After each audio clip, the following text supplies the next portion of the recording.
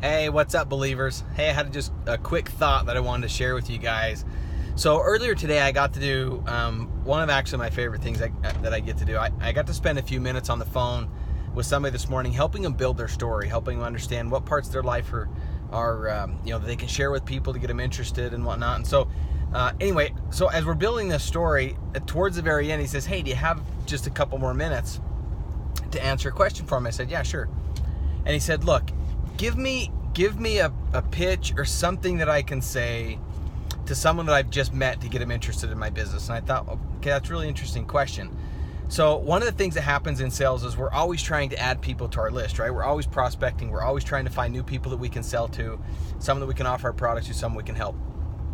The problem is most of the time it's not an opportune moment. They're busy or their mind's on something else. And then what we do is we throw up on them. We just throw all this information out and they're like, yeah, whatever. So I just wanted to give you guys a quick tip here of what you can do if you're standing in line, you're at the gas station, or you stand in line at the grocery store, or you meet somebody new and you want to introduce the business to them. I'm just going to give you a couple of thoughts, maybe a catchphrase, maybe a little piece of a script, and some ideas around what you can do. Okay, so number one, the very first thing you have to do is you have to obviously start the conversation.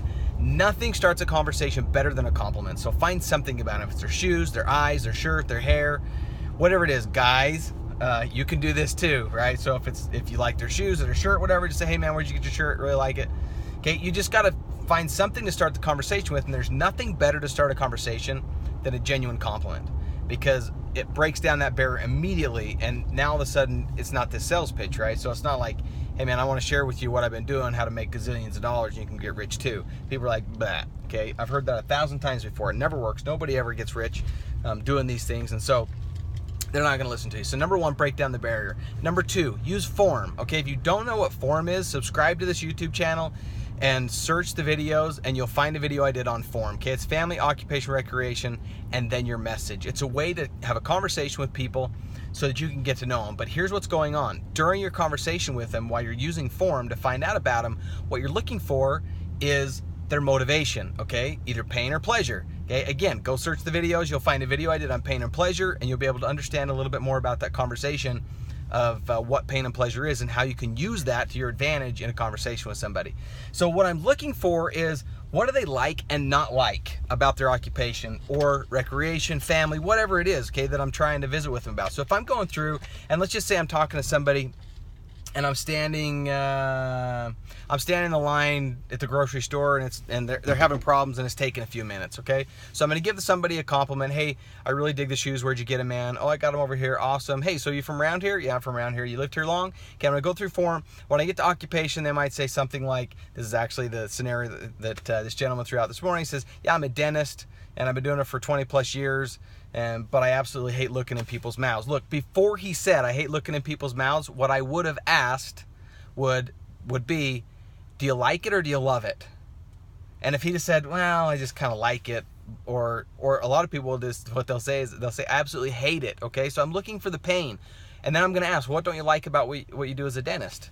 And then I'm going to find out what it is they don't like. Okay, now if I have a solution for that, which I do, then I'm going to ask them if I can help them give a solution, okay? And I'm going to use my story to do it. So when they say, "Yeah, I've been doing this for 20 years, absolutely hate it. I hate looking at people's mouths," I'm going to say, "Okay, well, what is it that you hate about it?"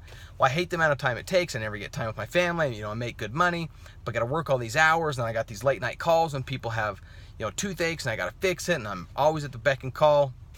Blah, blah, blah, blah, whatever it is. So I'm going to listen to that, and then I'm going to formulate basically my response off of what they said, but it's genuine, right? So I'm going to say, "Look, you know what? I totally understand. I have a family member that's a dentist, and I totally get it, because he can never go golfing with me, ever. Every time I call him, he can never do it. And you know what? I was stuck in the exact same position years and years ago. Here's what I was doing, blah, blah, blah." It's part of my story, right? That's why I've been telling you guys to get your stories. So I'm going to tell them a little piece of my story. I was in that same position too, but then a buddy of mine called me and showed me this, and I've been doing this. It's been a lot of fun. I'm making good money, starting to change, and I got the time freedom. Like, this is what the catchphrase I want you to understand. Okay, I have no idea if you would be interested. I have no idea if you would be interested, or this may or may not be for you, but I think it makes sense to take a look at it. Can I share with you what I've been doing? Okay, it's a very non-threatening approach. So instead of just jumping on them saying, "Yeah, I sell gold and silver and it's awesome," or whatever it is that you're doing, whatever it is that you're selling, instead of jumping on them and trying to give them the pitch, all you're doing basically is asking them if it's okay if you share your story with them and how you've been able to get this dream life that you've been building, right? And when they say yes, now all of a sudden they're buying, you're not selling. So what you've done is you've put them in a position where they can now have an open mind to listen to what you're saying, rather than a defensive position where now you're trying to justify what you're saying and trying to convince them that what you're saying is true. Does it make sense, you guys? Okay, so use the form, go to the video. You'll find form in one of the videos I did, talks about how you use it, family, occupation, recreation, message. Okay, then the first thing is compliment, then use form, then it's part of your story to relate with them, find out what they like about what they're doing or don't like, or find out what they wish they could be doing, okay? And then you have the solution for that, and then ask permission if you can help them find a different way. And you use your story to help them understand that. Look, years ago, I was stuck in a 9-to-5. I absolutely hated the people I worked with. A friend of mine called me. He introduced me to this idea. I started to run with it, did it part-time at first, and now I've got a full-time income, or I'm getting a full-time income off it. I have a lot more time freedom. It's absolutely awesome. I have no idea if it would be for you or not, but I think it makes sense for you to take a look. Do you mind if I tell you my story? Okay? Then you can tell the story if it's appropriate. If you don't have time and it's not appropriate, do not give them a business card, okay? Do not. They're not going to call you. Think about how many times you've called somebody off a business card. Don't give them a business card. Here's what I want you to do. If they ask, do you have a card, or can I get your information? You're just going to say, you know, I just gave my last card away.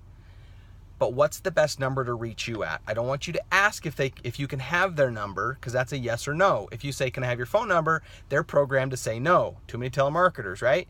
Too many people trying to get their phone number. But if you say, what's the best number to reach you at? Their brain is pre-programmed to answer the question, not yes or no, but what the number is. So their brain will immediately start thinking about, oh, what is my phone number? And pretty quick, it comes out of their mouth and they go, but now you have the phone number, okay? Now, as long as you're doing it right, they'll thank you for it, because now you have the ability to call and follow up with them, share your story if it's appropriate with the Wealth Strategy, and help them get involved in the business, start saving, buying gold and silver, whatever it is that you're doing, and you can completely change your life, right? Makes sense? So that's the tip of the day. Just thought I'd share that with you. It was a great conversation we had earlier. And I got thinking, you know what, maybe somebody else could use this. If they're standing in line, how do they prospect? How do they share the message without coming across as one of those guys? Right? Make sense? All right, believers, appreciate you, love you, and we'll see you on the next video. See ya.